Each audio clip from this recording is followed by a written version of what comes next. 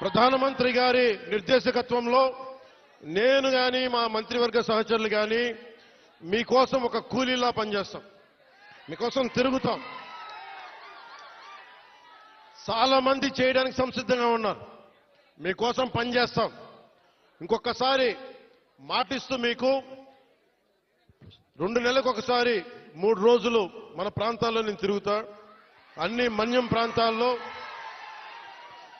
10 నుంచి 12 రోజులు మన గిరిజన ప్రాంతాలన్నీ తిరిగి ఎక్కడైతే నీళ్లు లేవు, ఎక్కడైతే స్కూల్స్ ఇబ్బందులు ఉన్నాయి, గిరిజన సంక్షేమ హాస్టల్స్ ఎలా ఉన్నాయి, అలాగే మనకి టూరిజం ద్వారా మీకు అభివృద్ధి ఎలా ఉండాలి, ఇవన్నీ ముందుకు తీసుకెళ్తామని తెలియజేసుకుంటూ, అలాగే మీ భూముల్లో పంటలు పండి మీకు ప్రకృతి వ్యవసాయంలో మీరు ఆరితేరేలాగా దానికి మార్కెట్ వచ్చేలాగా మేమందరం సాయశక్తిలో కృషి చేస్తామని తెలియజేసుకుంటూ మీ అందరికీ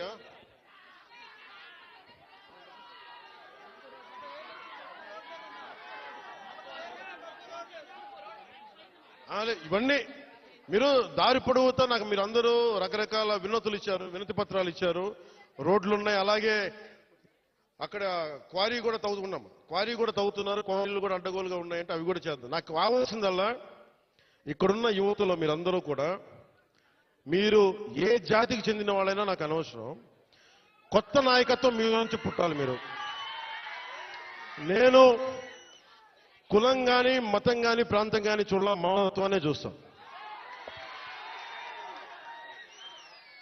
అంటే డోలీల్లో గర్భస్రావం అయి బిడ్డను కోల్పోయిన తల్లి నా అక్క నా చెల్లిని చూడాల, నాతో నా రక్తం పంచుకు పుట్టకపోవచ్చు, కానీ చనిపోతే నా ఇంట్లో నా అక్కో నా బిడ్డ చనిపోతే ఎంత బాధపడ్డానో అంత బాధపడ్డాను. అందుకొచ్చాను ఈ రోజు ఇక్కడికి. నేను కోరుకుంటున్నది ఒకటే, నేను ఒక నిమిషం ముఖ్యంగా ఇక్కడున్న యువతకి ఈ రోజున మన కూటమి ప్రభుత్వానికి మీరు 164 సీట్లు ఇచ్చి, అలాగే అంతే 164 కదా 11 అంటే వాళ్ళకి 11 మన 164 175 ఓకే 164 సీట్లు ఇచ్చి 21 ఎంపీలు ఇచ్చారంటే మేమేదో ప్రతి ఎంపీని బాధ్యత తీసుకునేలా చేస్తాం. ఎంపీ అంటే ఒకటే చెప్తున్నాం, మీరు ఢిల్లీలో కూర్చొని చాలాసార్లు చెప్పాను, కాదు మీకోసం పని చేయడానికి, నేను పని చేస్తా, పని చేయనిస్తా. యువతకి ఒకటే అడుగుతా ఉన్నా, మీరు మీ నాయకులు, ఇప్పుడు నేను ఒక మాట చెప్పా, మీరు నాకు వెంటనే 2019లో మీరు నన్ను గెలిపించలా, మీరు నన్ను టెస్ట్ చేశారు కదా, నిలబడతాడా లేదా అనేది. అలా కాదు, నేను అనేది మంచిది, పరీక్షించాలి నాయకుడిని, పరీక్షించిన తర్వాతే నిలబడతాడా లేదా అని తెలియాలి. అలాగే ఈ రోజున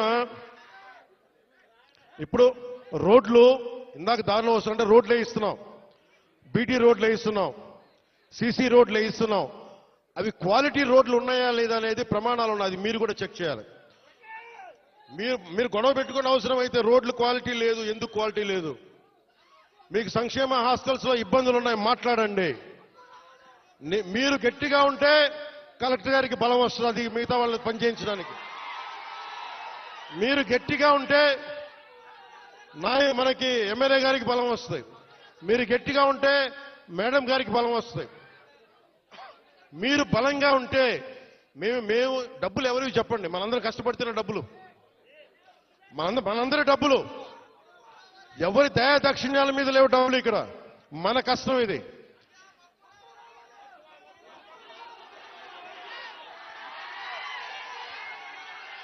అందుకని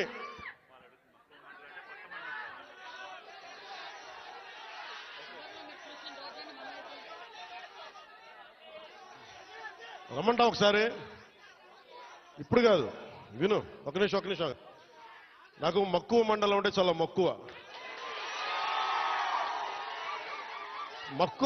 మక్కువ మండలం కాదు, అన్ని మండలాలు తిరుగుతాం.